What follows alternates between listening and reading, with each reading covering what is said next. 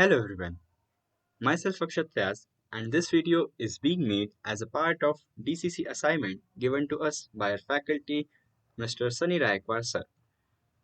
In this video, I will explain multiplexing techniques FDM, WDM, TDM and STDM. Before going on to the topic, let us understand what multiplexing is. So, multiplexing is the process of combining multiple signals into one signal over a shared medium. It is the process of making the most effective use of available channel capacity. The process is called as analog multiplexing if these signals are analog in nature. If digital signals are multiplexed, it is called digital multiplexing. The device that does multiplexing is called a multiplexer and is abbreviated as MUX or MUX. Similar goes with a demultiplexer and it can be abbreviated as DMUX. A basic mux-demux system is shown at the right, in which MUX mux is combining all the multiple signals into one. At the other end, demux is doing the vice versa by segregating them again. So let us understand the types of multiplexers. The types of multiplexers can be broadly divided into two, analog and digital. Analog can be further branched into FDM, frequency division multiplexing, and WDM, wavelength division multiplexing. The digital multiplexing goes on with time division multiplexing, that is further divided in synchronous and asynchronous TDM. We will start with frequency division multiplexing and cover all the types of multiplexing one by one. So, we continue with FDM or frequency division multiplexing. When the carrier is frequency, FDM is used, and FDM is an analog technology. For understanding its working, we may look at the figure at the right. FDM is a technique by which the total bandwidth available in a communication medium is divided into a series of non-overlapping frequency bands, each of which is used to carry a separate signal and are divided by guard bands. This allows a single transmission medium such as a cable or optical fiber to be shared by multiple independent signals. Now, move on to the next topic, that is wavelength division multiplexing or WDM. This is the second type of analog multiplexing technique. It is conceptually the same as FDM, but the difference lies with the fact that light is used as signal, that means the frequencies are very high. In order to understand its working, we may look at the figures at the right. Very narrow band of light signal from different sources are combined to make a wider band of light. At the receiver, signals are separated with the help of a demultiplexer as shown. This may be understood as a system of prisms. Further, on each wavelength time division multiplexing can be incorporated to accommodate more and more data signals. Now, we move on to the next topic. Having covered both the analog techniques, let us move to time division multiplexing. TDM is applied primarily on digital signals. It can also be applied to analog signals as well.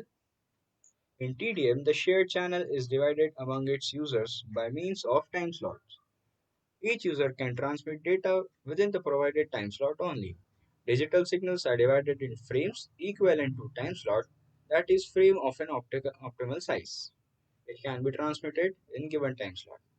Now we come on to the types of TDM that would help us understanding the concept of TDM in depth. Synchronous TDM. The input is connected to a frame. If there are n number of connections, then the frame is divided into n time slots. The sampling rate is common for all signals, and hence the mux allocates the same slot to each device at all times. Asynchronous TDM would be discussed in this next slide, that would help us understand the difference between synchronous and asynchronous. Asynchronous time division multiplexing can also be referred as statistical time division multiplexing or STDM. It is quite advantageous over the synchronous one. Let us see how. In this, the sampling rate is different for each of the signals and a common clock is not required. If the allotted device for a time slot transmits nothing and sits idle, then that slot is allotted to another device, unlike synchronous. It dynamically allocates the time slots on demand to separate input channels, thus saving the channel capacity. Having said that, we may see in the figures at the right that sending digital devices ABCD are there, A and C are idle, and B and D are busy. In the channel identifiers, we may see that other than the empty blocks, they are filled with D and B. That means data is being transferred from devices D and B because they are very busy. Now we move on to the next question. This question would help us understand the basic concepts of multiplexing and would give us an idea about the numericals in the chapter. Two channels, one with a bit rate of 190 kbps and another with a bit rate of 180 kbps, are to be multiplexed using G pulse stuffing TDM with no synchronization bits. This means it is an asynchronous TDM. We need to answer to the following questions. We'll answer them one by one. The solution. We need to add extra bits to the second source to make both rates equal to 190 kbps. Now we have two sources, each of 190 kbps. In the first question, we are required to find what is the size of frame in bits. So, the frame carries 1 bit from each source, so the frame size would be 1 plus 1, that is 2 bits. The second question asks us to find what is the frame rate. Each frame carries 1 bit from each 190 kbps source, so frame rate would obviously be 1,90,000 frames per second. The third question asks us to find what is the duration of a frame. Here we may use a formula that frame duration equals to 1 upon frame rate, that is quite similar to the relation between frequency and time. So this would give us 5.3 microseconds. In the D part, we are required to find what is data rate. So the output data rate is definitely frames per second multiplied by the data transferred per frame. So that gives us 380 kbps. Here, the output bit is greater than the sum of the input rates, that is 370 kbps, because extra bits added to the second source. With this, we come to the end of our slide. I hope you all might have understood the chapter.